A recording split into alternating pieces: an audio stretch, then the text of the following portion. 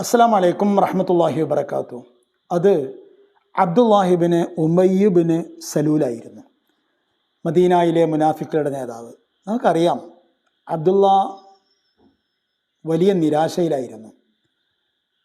തൻ്റെ നേതൃസ്ഥാനം നഷ്ടപ്പെട്ടു എന്നതു മുതൽ നിരന്തരമായി നിരാശകൾ അദ്ദേഹത്തെ വേട്ടയാടുകയാണ്.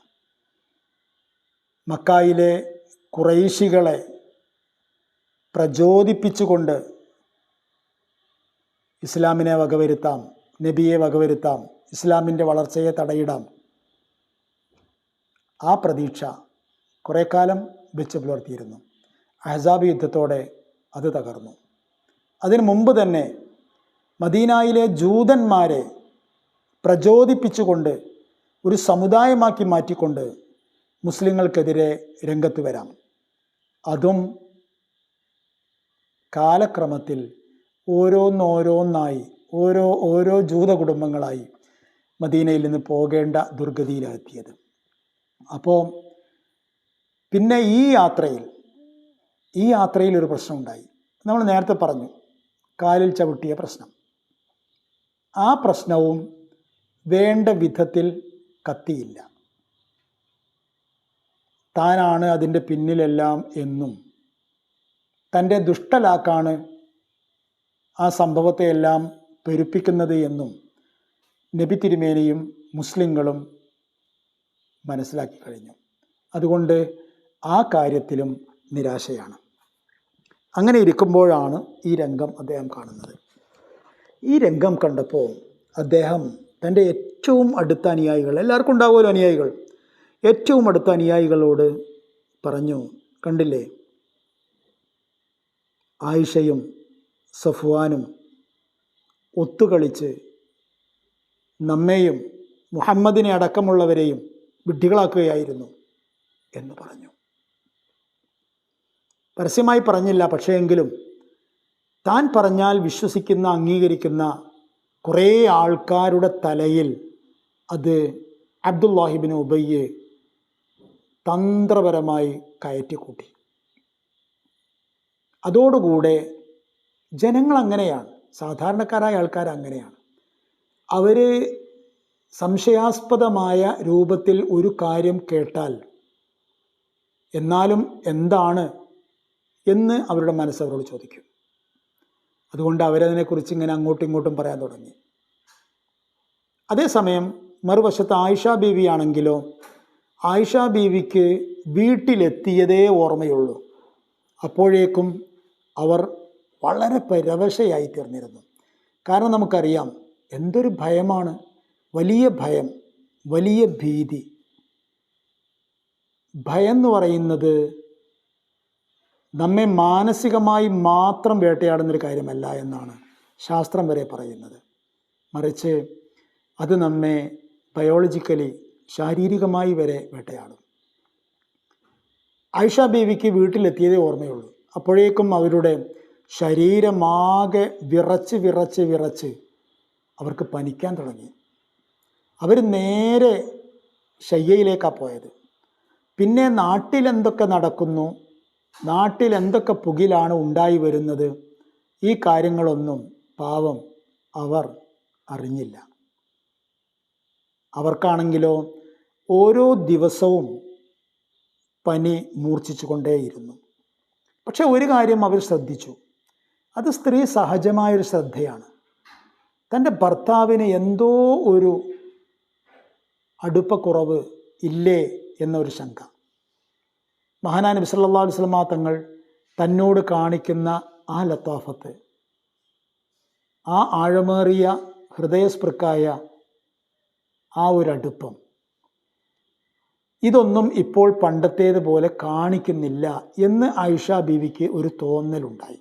അതേസമയം അത്തരം തോന്നലുകളൊന്നും മനസ്സിൽ കടന്ന് വളരാനുള്ള ഒരു ചുറ്റുപാടായിരുന്നില്ല അവരുടേത്. കാരണം എന്താണെന്ന് വെച്ചാൽ അതിനേക്കാൾ വലിയ രോഗമാണ് അവർക്കുണ്ടായിരുന്നത്. വലിയ ക്ഷീണം, പനി വേണ്ടതുപോലെ വിട്ടുപോയിട്ടില്ല. പിന്നെ നമ്മുടെ ഇന്നത്തേതുപോലെ വളരെ പെട്ടെന്ന് ചികിത്സിക്കാനുള്ള മാർഗങ്ങളും മറ്റൊന്നുമില്ല. ഒരാൾക്ക് പനിച്ചാൽ ആ പനിച്ചു തീരുക തന്നെ എന്ന ഒരു രീതിയാണ് ആ കാലഘട്ടത്തിൽ ഉണ്ടായിരുന്നത്. അപ്പോൾ ആയിഷ ബീവി റളിയല്ലാഹു അൻഹ ഒന്നും അറിയാതെ വീട്ടിൻ്റെ ഉള്ളിൽ ശയ്യാവലംബിയായി കിടക്കുകയാണ്. ആ സമയത്ത് പക്ഷേ മദീനയിൽ അടക്കി പിടിച്ച വർത്തമാനങ്ങൾ വളർന്ന് വരികയായിരുന്നു. പലരും പല കഥകളും മെനഞ്ഞുണ്ടാക്കി. എന്നാലും എങ്ങനെ ആയിഷ ബീവി ഹൗദജിൻ്റെ ഉള്ളിൽ ഇല്ല എന്ന് അറിയാതെ പോയി? എങ്ങനെയാണ് സഫ്വാൻ്റെ ഒപ്പം തന്നെ ആയിഷ ബീവി മദീനയിലെത്തിയത്? എന്തുകൊണ്ടാണ് സഫ്വാൻ സംഘത്തിൽ നിന്ന് ഇത്രമേൽ താമസിച്ചത്, പിന്തിയത്? ഇങ്ങനെയൊക്കെ ഓരോ ചോദ്യങ്ങളും ഉപചോദ്യങ്ങളും. ആ ചോദ്യങ്ങളൊക്കെ തന്നെയും ദുർബലമായ മനസ്സുകളെ പലപ്പോഴും പല രൂപത്തിലും സ്വാധീനിക്കുകയും ചെയ്തു. ഏതായിരുന്നാലും അടക്കി പിടിച്ച ആ വർത്തമാനം അവസാനം നബി സല്ലല്ലാഹു അലൈഹി വസല്ലം തങ്ങളുടെ ചെവിയിലുമെത്തി. നബി എന്താ പറയുക? ഒന്നും പറയാൻ കഴിയാത്ത ഒരു സാഹചര്യം.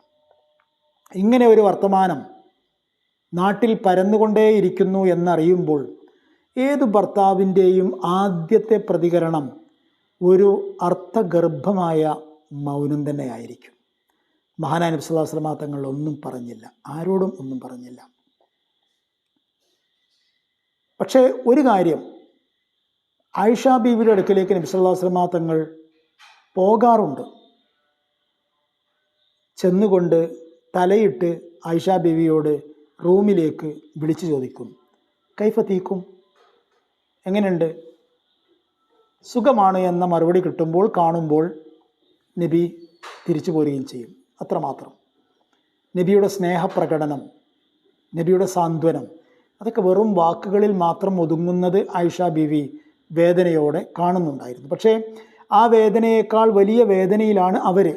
എന്താണെന്ന് ചോദിച്ചാൽ പനി, അത്രമാത്രം ശക്തമായ പനിയാണ്, അവരുടെ ശരീരത്തെ പിടിച്ചുലച്ച് കഴിഞ്ഞിരിക്കുകയാണ്. അങ്ങനെ ഇരിക്കുമ്പോഴാണ് ഒരു ദിവസം അവർ തൻ്റെ ബാത്റൂം ആവശ്യങ്ങൾക്ക് വേണ്ടി പുറത്തേക്ക് പോകുമ്പോൾ, അവിടെയും നമുക്കറിയാം നമ്മുടെ ഇന്നത്തെ പോലെ വീടുകളിൽ അതിനുള്ള സൗകര്യങ്ങളോ പള്ളികളിൽ സൗകര്യങ്ങളോ ഒന്നും ഇല്ലാത്തൊരു കാലമാണ്. അപ്പോൾ ദൂരെ സ്ഥലത്തേക്ക് പോകണം. എന്നിട്ട് ഏതെങ്കിലും മറവ് വൃക്ഷത്തിൻ്റെയോ തോട്ടത്തിൻ്റെയോ ഒക്കെ മറവിലിരുന്നു കൊണ്ടാണ് കാര്യം സാധിക്കുക. ഏതായിരുന്നാലും അങ്ങനെ പോകുമ്പോൾ ആയിഷ ബീവി സാധാരണ ഒപ്പം കൂട്ടാറുള്ള ഒരാളുണ്ടായിരുന്നു, ഉമ്മു മിസ്തഹ്. അതായത് മിസ്തഹ് ബിൻ ഉസാഥ എന്ന് പറഞ്ഞ ഒരാളുണ്ടായിരുന്നു. അദ്ദേഹം അബൂബക്കർ റളിയല്ലാഹുവിൻ്റെ ഒരു ആശ്രിതനായിരുന്നു. അതായത് നബിയുടെ അബൂബക്കർ റളിയല്ലാഹുവിൻ്റെ ആശ്രയത്വത്തിൽ കഴിയുന്ന ഒരു കുടുംബമായിരുന്നു അവരുടെ കുടുംബം. ആ കുടുംബത്തിൽ മിസ്തഹിൻ്റെ ഉമ്മയാണ് ആയിഷ ബീവിക്ക് തുണക്ക് പോകുന്നത്. അങ്ങനെ തുണക്ക് പോയി അവർ തിരിച്ചു വരുന്ന സമയത്ത് ഒരിടത്ത് ആയിഷ ബീവി വീഴാൻ പോയി. അപ്പോൾ ഉമ്മു മിസ്തഹ് പറഞ്ഞു, ആ മിസ്തഹിൻ്റെ നാശം. അങ്ങനെ ഒരു പ്രയോഗം കേട്ടപ്പോൾ ആയിഷ ബീവി തിരിഞ്ഞു നിന്നോട് ചോദിച്ചു, എന്താ നിങ്ങൾ അങ്ങനെ പറയാൻ കാരണം? മിസ്തഹ് ബദരിയായ സഹാബിയല്ലേ, അങ്ങനെ പറയാൻ പാടുണ്ടോ? അപ്പോഴാണ് ചില ചുരുളുകൾ തുറന്നത്. അസ്സലാമു അലൈക്കും വറഹ്മത്തുള്ളാഹി വബറകാതുഹു.